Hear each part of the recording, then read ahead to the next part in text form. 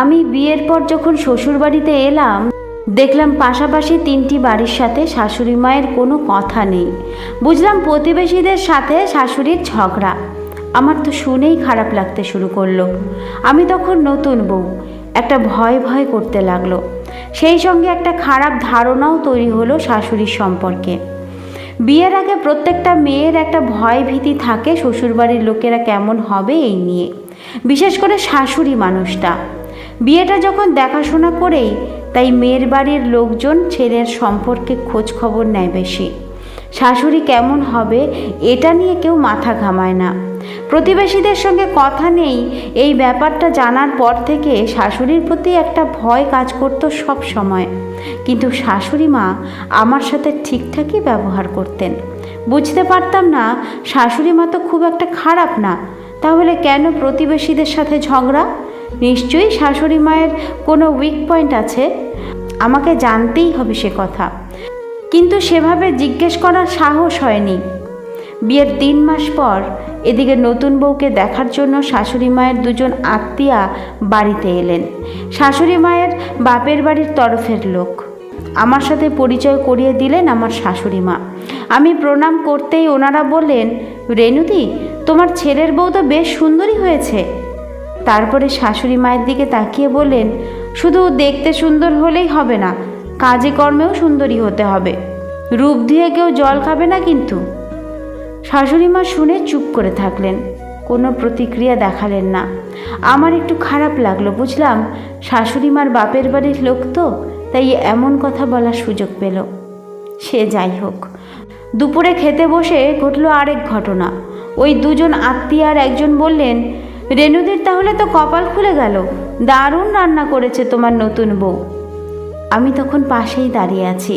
আমি অপ্রস্তুতে পড়ে বললাম, মা, না না, আমি রান্না করিনি, সব রান্না মাই করেছেন। তারপর ওই আত্মীয়া বললেন, ও, আমি ভাবলাম তুমিই করেছো। তা তুমি রান্না বান্না পারো না? অল্প অল্প। রেনুদি, তুমি এখনো হেসেল ঠেলছো? বয়স হচ্ছে তো, কোথায় বৌমার রান্না ভাত খাবে? আমার শাশুড়ি মা তখন হাসতে হাসতে বললেন, ঠিকই বলেছিস শোভা, তবে জানিস তো, বৌমার রান্না ভাত খেতে গেলে আগে বৌমাকে রান্না করে খাওয়াতে হবে। বৌমা খেয়ে বুঝুক আমরা কেমন রান্না পছন্দ করি, তা না হলেও বুঝবে কি করে? ওকে যদি এখন থেকেই রান্না করতে দিই, তাহলে ও তো ওর মতো করেই করবে। তারপর আমরাই আবার ভুল ধরে বলবো, এটায় নুন বেশি হয়েছে, ওটাতে নুন কম হয়েছে। জানিস, ভুল ধরতে সবাই পারে রে, কোনটা করলে ঠিক হবে সেটাই কেউ শেখায় না। আমি তো ভাবতেই পারছিলাম না শাশুড়ি মা এমন কথা বলবেন। ওনাদের তখন মুখটা একেবারে চুন হয়ে গেছে। দেখলাম শাশুড়ি মা ওনাদের খারাপ লাগা বুঝতে পেরে একটু ম্যানেজ করে নিয়ে বললেন, এই দেখো কাণ্ড, কথা বলতে বলতে ভুলেই গেছি, কখন ভাত শেষ হয়ে গেছে রূপার। বৌমা, ভাতটা নিয়ে এসো। তোমার রূপা মাসিকে 2টো ভাত দাও, আর তোমার শোভা মাসিকে মাছের মাথাটা দাও, ও আবার মাথা খেতে খুব ভালোবাসে। আমি তো শুনে হাসছি মনে মনে। অতগুলো কথা বলেও আবার ঠিক ম্যানেজ করে নিলেন। তার মধ্যে যেন কথাতেই ঘা দিলেন। খাওয়া দাওয়া সারা হয়ে যেতেই আমার শাশুড়ি মা ওই 2 আত্মীয়া মানে শাশুড়ির পিস্তুত 2 বোনকে বললেন, তোরা তাহলে বিকেলে কখন বেরোবি? জানো বৌমা, তোমার 2 মাসই কিছুতেই থাকতে চায় না, যখনই আসে একবেলা কাটিয়ে চলে যায়। জানি না ওই 2 আত্মীয়ার থাকার ইচ্ছে ছিল কি না। ওনারা বাড়ি চলে যেতেই আমার শাশুড়ি মা বললেন, এইসব লোকেদের আমি একদম পছন্দ করি না। আমার নিজের পিস্তুত বোন তো কি হয়েছে, একবেলার জন্য আসবে, সংসারে আগুন লাগিয়ে দিয়ে যাবে, ওটাই ওদের স্বভাব। দেখছে আমি ভালো আছি, কিছু তো একটা করতে হবে, শাশুড়ি বৌমার ঝামেলা বাঁধিয়ে দিয়ে আর কি।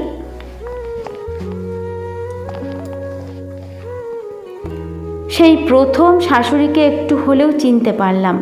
বিয়ের পর আমি শাড়ি পরতাম, গ্রামের দিকে তখন চুড়িদার পরার অতটা রেওয়াজ নেই। একদিন শাশুড়ি বললেন, বাড়িতে চুড়িদার নাইটি পরতে পারো। আমি শাশুড়ির কথা শুনেই নাইটি পরতাম। একদিন পাশের বাড়ির একজন কাকিমা আমার শাশুড়িকে বললেন, তোমার বৌমা বাড়িতে নাইটি পরে, তা তুমি কিছু বলো না? কথা শোনে না মনে হয়, তাই না? এখনকার মেয়ে, ও তুমি বললেও শুনবে না। দেখলাম আমার শাশুড়ি কিছুই সেদিন বলল না। পরের দিন দেখে দুটো নাইটি কিনে নিয়ে এসে আমাকে দেখিয়ে বলল, কোনটা নেবে? আমি একটা পছন্দ করে নিয়ে তারপর জিজ্ঞেস করলাম, আর একটা কার জন্য? ওটা আমি পরবো।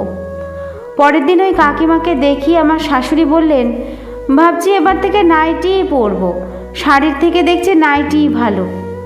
ওই কাকিমা তখন একটু মুখ বাঁকিয়ে বলল, আমার বাবু শাড়িই ভালো লাগে। পরে আমি শাশুড়ি মাকে জিজ্ঞেস করেছিলাম, আপনি হঠাৎ করে নাইটি পরলেন? সব কথার মুখে জবাব দিতে নেই, কাজে দিতে হয়। কি পরবো কি খাবো সেটা বাইরের লোক ঠিক করে দেবে? এদের পাত্তা দিলে সংসারে অশান্তি হয়, আর যদি না দাও তাহলে ওদের মনে অশান্তি। এবার বুঝতে হবে কারা শান্তিতে থাকবে, আমরা না ওরা। যদি নিজেরা ভালো থাকতে চাই, এই রকম দু একটা জবাব দিতে হবে, স্ট্রেট কথা বলতে হবে। বুঝবে বনে বাঘ আছে, তাই বনে না যাওয়াই ভালো। শাশুড়ি সম্পর্কে ভুল ধারণাটা পুরোপুরি চলে গেল। আমিও শাশুড়ির নীতি শিখে গেলাম। আত্মীয়ই হোক বা অনাত্মীয়ই হোক, উচিত কথাই বলতে হবে, তাতে নিজেদের মঙ্গল। আমার শাশুড়ি বলেন, স্পষ্ট কথা বললে বন্ধু কম হয় আর শত্রু বেশি হয়। দুটো বন্ধু কমে কমুক, কিন্তু উচিত কথাই বলবো, স্পষ্ট কথার কষ্ট কম। নিজেরা ভালো থাকার জন্য আমার শাশুড়ি কারো অন্যায় কথাবার্তাকে প্রশ্রয় দেয় না। পরনিন্দা পরচর্চা একদমই পছন্দ করে না। পাড়ার গোল টেবিল বৈঠকে শাশুড়ি মাকে কখনো বসতে দেখিনি, কিন্তু বিপদে ছুটে যেতে দেখেছি। তাই ভালো থাকতে গেলে জীবনে অনেক বন্ধুর প্রয়োজন নেই, কম বন্ধুই থাকুক, তাতে ভালো থাকা যায়। তবে আমার শাশুড়ির সাথে কি কখনো খিটিমিটি হয়নি? হয়েছে, রাগও করেছি, ঝগড়াও করেছি। শাশুড়ি মা এটাই শিখিয়েছে, এমন কোনো বাড়ি নেই যেখানে ঝগড়া অশান্তি হয় না। ঘটিবাটি পাশাপাশি থাকলে ঠোকাঠুকি লাগে। বিয়ের পর যেদিন প্রথম শাশুড়ির সাথে রাগারাগি হলো, আমি সেদিন রাগে খাইনি। আমাকে বকাবকি করে কয়েকটা কথা শুনিয়েছিল, তাই রাগে আমি আমার ঘরে শুয়েছিলাম। সেদিন শাশুড়ি মা আমার ঘরে এসে বললেন, বৌমা উঠে বসো, একটা কথা তোমাকে আজ বলবো। নিজে থেকেই যখন আমার ঘরে এসেছেন, তাই উঠে বসে রাগ দেখিয়ে বললাম, বলুন। শাশুড়ি মা আমার হাতটা ধরে বললেন, এই যে তোমার হাতের আঙুলের নখগুলো যখন বেড়ে যায়, তখন নখগুলোই কেটে বাদ দাও। আঙুল কিন্তু কেটে বাদ দাও না, নখ কিন্তু আঙুলেই বাড়ে। সংসারে থাকতে গেলে একটু আধটু ঝামেলা তো হবেই, তাই ঝামেলাটুকু মনে না রেখে সেটা বাদ দিয়ে দিলে দেখবে সংসারের সব ভালোটুকুই পড়ে আছে। রাগ না করে খাবে চলো, রাগ করতে হলে খেয়ে দিয়ে রাগ করো। শাশুড়ি মার ওই কথাটাই আমার সংসার জীবনের মূল মন্ত্র।